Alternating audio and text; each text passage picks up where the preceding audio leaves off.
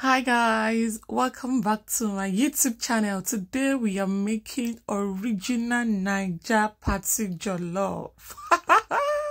So to get a perfect jollof rice taste, what I do is I use onions, I use Scotch bonnet pepper, I use Cayenne pepper, I use real bell pepper, and I use fresh tomatoes, ginger and garlic.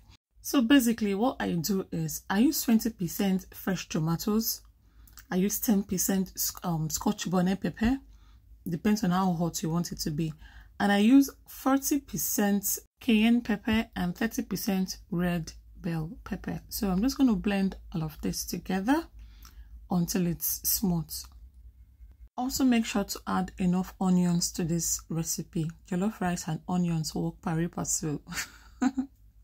So I'm done blending my pepper now. I'm just going to set this aside and prep my stew base. So this is me frying the onions. I'm going to fry this until it's golden. Add some tomato paste.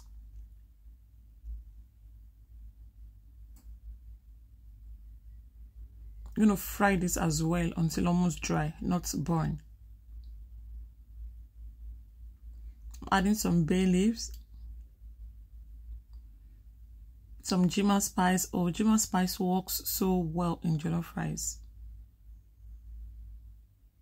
I'm adding my pepper mixture.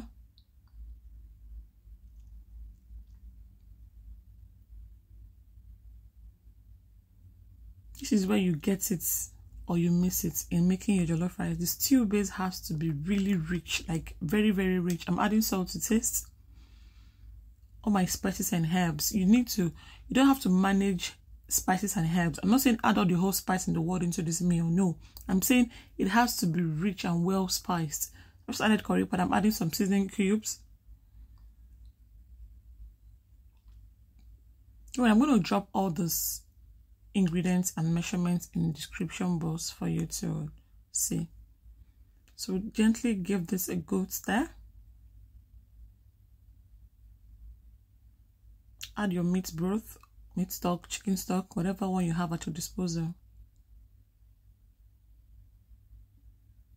Now you're going to cover and allow this to cook a stir for about 10-15 minutes. So now this is it. See how rich this is.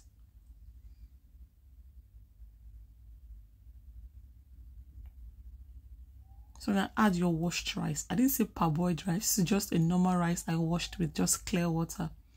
Add your washed rice.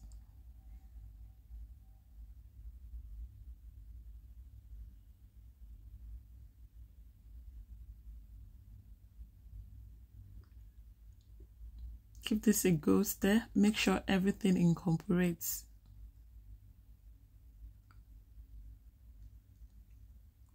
Ooh, you would know that this jollof rice would be a hit from the sauce. Okay, so that ginger didn't blend through, so I'll just take it away. Cover with a foil and allow this to cook until it's tender on a medium-low heat. If the flame is too much, your jollof rice will burn. Of course, jollof rice has to burn, but not burn. So this is what it looks like after 10-15 minutes. This is almost cooked. Avoid adding plenty of water to your jollof rice. If not, it would become soggy.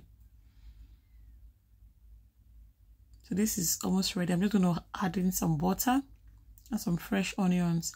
Butter will give it the shine and taste that it needs. So I'm going to cover this and allow to burn for 1 minute or some seconds. So look at that, guys. Your neighbor should be knocking on your door by now.